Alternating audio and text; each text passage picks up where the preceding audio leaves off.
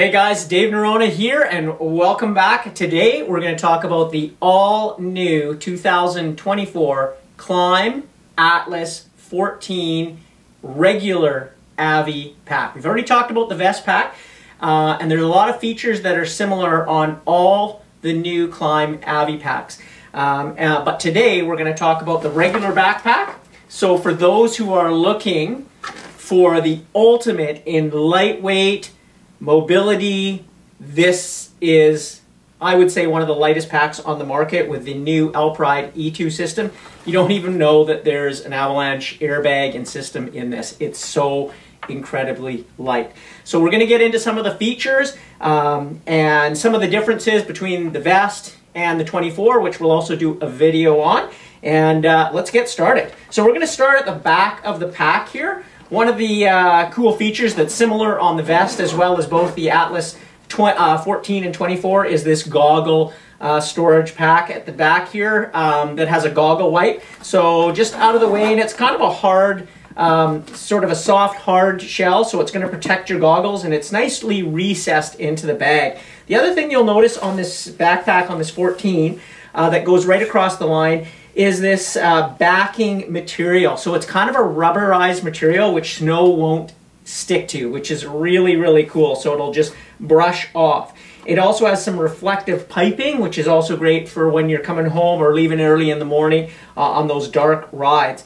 It also has a big stash pocket in the back here that you could either put a tool kit or something like a Zoleo or your spare key. Anything that you need can go in here, and it's there's lots of space in this pack. You'll also notice these red clips here that come across the line on the vest and the 14 as well as the 24. And this is if you want to have your probe on the outside in the rapid deploy probe compartment. Now this is a fully enclosed system, so it attaches here. There's one buckle on the bottom, so you don't have to take your pack off. You can actually just clip that button. Probe slides out, put your probe together super, super quickly. So that's sold separately, and you can add it to any one of the vest or AVI packs in the market. Super cool. Now, we're going to open up the main, before we get into that, it also has a secret little pocket right in here for your radio. So it's a separate pocket for your radio. It doesn't have to live down in the bottom of the pack. Where your AVI tools will be on the 14. So all the vest, the 14 and the 24 all have a pocket back here for your radio. It's ambidextrous, so you can run your radio on either side, going down out through here and coming out the shoulder strap, as you can see that I have here. Now as we get into the regular back of the pack here, it opens up just like a coffin bag, which is super cool. And I guess the biggest concern, we've already had questions, tons of them, so thank you for all of them, on the vest pack, is how much space can I fit in? The vest and the 14 are really minimalist packs. Of course, the difference in the vest has protection. This has no protection in the front. So this is going to be a little bit lighter. The vest is going to be a tad bit heavier, but it's also going to protect you. So it also carries the weight a little bit better if you don't like running a backpack. I run both, so for me I do a ton of sled skiing and I even tour off my sled. This is a pack that I'll use for sled skiing if I want something super light on that day, and then if I need a little more protection or if I'm just sledding, then I'll go after the vest pack. So not everybody has that choice. They're going to choose one pack, so if you do some snowboarding and skiing, pow surfing as well, you're probably going to live on the other side of the regular backpacks. This also has 14 liters of space, so it has an included area for your probe as well as your shovel, and then your shovel blade would live in here. One thing I didn't mention on the vest that is on all of them is a drain hole at the bottom. So if you put your shovel away wet, if you're digging your buddy out or yourself, then it has a drain hole, all of them do, for water to evacuate out of the pack, so it's not going to sit in the base of it. So the biggest question is, how much can I fit in here? And I'm of the mindset that I want to carry as little on my back as possible. You have to carry your avalanche gear, so that's a probe and shovel, which I have here. And then I carry a Zoleo, a spare key, my radio, which I talked about. If you do, I don't, but you can carry a tool kit. This lives on my sled. And I've also got 2 water bottles here that signify if you wanted to carry water, but 2 giant sandwiches if you're a big guy and you get really hungry out there. So that'll all easily fit in this 14-liter pack. So there actually is quite a bit of space, but it's really up to you and what you like to carry. Some people go more guide-like, and then this pack's not going to be big enough for that. I prefer all my stuff living on my sled, and then just the really stuff that I need is going to live on my backpack, and it easily fits in here. Again, you've got the emergency signals and numbers here in case you forget on the back of the pack. I think that's a really good touch that Klim has done. And then we're going to talk a little bit about the E2 system. So it's right here on the right side of the pack, and it's super easy. You fold it out, and it's a nice small system. It's unbelievable what this capacitor airbag does. Turning it on is basically a 1 button like this, and it has a digital readout on it, so it'll tell you what the battery life is, or the capacitor life is on the capacitor, as well as if you run 2 AA batteries into the pack. And it shows you on the side here with the LED, if it's flashing 1 green light, then you're good to go. If it's yellow, it will still inflate the bag, but it's time to charge it. And if you have those batteries in, then it will charge as you're going. And if it's red, it's a no-go. You got to charge it either using the 2 AA batteries that you'd have in there, or hooking it up to a USB cable, which isn't included into the pack. So the number one question we've got since the vest came out is, how long is this thing going to last? Is it going to last all day? So remember, what the capacitor is not like a shot system on Ski-Doo. This will last for weeks, just as the capacitor system, because there's nothing really running it when it's not in use. It's the LED flashing and these LCD readouts right here. So you can go weeks without even actually charging this system. And some people have left them on for weeks at a time. I turn mine off every day. But when you turn it on, it'll tell you right away what the capacitor's at. And if it's a yellow, then I would put 2 batteries in, and then those batteries only charge the capacitor. They do not set off the airbag, so they're just keeping that charged. The batteries are also not drained unless the capacitor needs help from the batteries. So an example of that, you set off your airbag out there, and then you reload it, you shut it off, and then you turn it back on. It's now going to use those 2 AA's to recharge the capacitor in about 30 to 35 minutes. So you can get about 3 charges off this capacitor system in the backcountry. Really, if you've turned your airbag off 3 times, probably time to head back to the truck. So that's more than enough. But what it does do is it allows you to test it every weekend before you go riding. And the more you test your airbag, the more likely you're able to use it if you do get in a slide. And this is a stats thing that 25% of people who are caught in slides don't pull their airbags. Number one, they either wait too long, or once they're in an avalanche, they don't have time to pull it. So if you're ever out there and you're feeling something, the snow moving, a whoomph, and you feel like this could be something, pull your airbag. And with this system, it just allows you to do that because you're not so worried that there's only one chance to do that.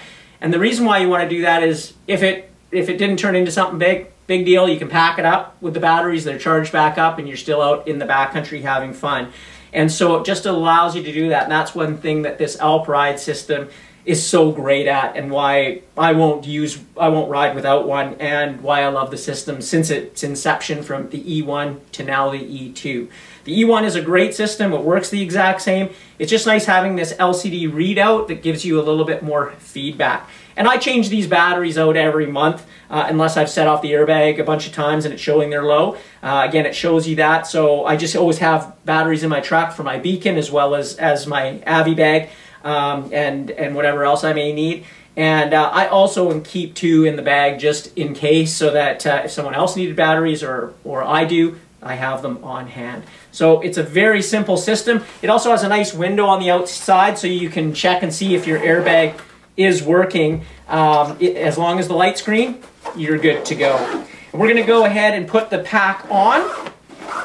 And again, you are just going to be amazed at how light this pack feels. So again, super easy to put on, just like a regular backpack. It's got an adjustable sternum strap that moves up and down, has a whistle on the buckle. And then one thing Klim has done that's really good is their crotch strap runs right up through the middle. So it's really easy to grab and put into your waist strap. You can, of course, do this with all gloved hands. They've done a great job with a little strap on here, so you can put this on nice and easy with gloved hands, which I think is really important.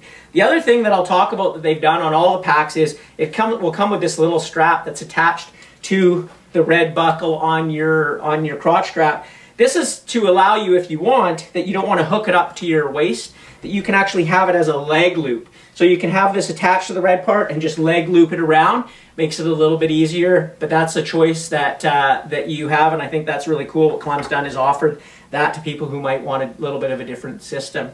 Now, we talked about the radio pocket. It runs down here, and one cool thing is on this side of the pack that I have set up is this comes right off, and you have your radio right there. I can actually keep this zipped up and work my radio with this closed. So it actually has the protection. I run a neoprene cover on my Baofeng radios that I do, and then basically you can also run this as a double system. It's never going to get snow on there. It'll brush off. And or you can have this open, just use your radio. And of course it's got the adjustments where to move it where you want, or you can also put it on your sternum strap. On this side, same thing, double zipper is where I have my Avi handle right here. And of course you can move these to either side of the pack, whatever you choose. We'll get a little bit into that. You know, most packs initially came with a left-hand side because most people are right-handed.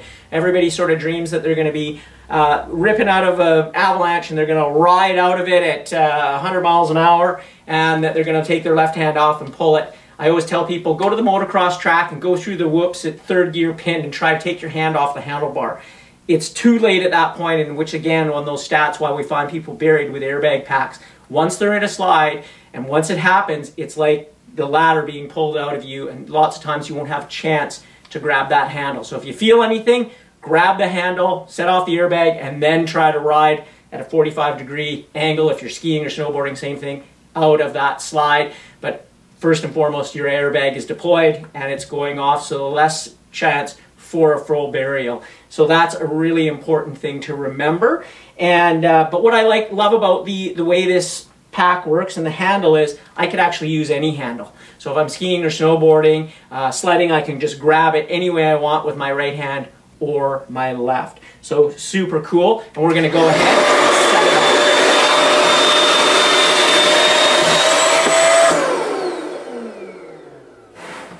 So one thing that's really cool in the Alpride system is you can see how fast that is, and also they've done a great job with the pointing into where your head is. So someone who, if you're down, face down on the snow, they know where you are, they can get you over, clear the front of your face as quickly as possible. And I can also, if I'm skiing or snowboarding or sledding, I can still ride and get out of that slide with this fully deployed. So really, really great system.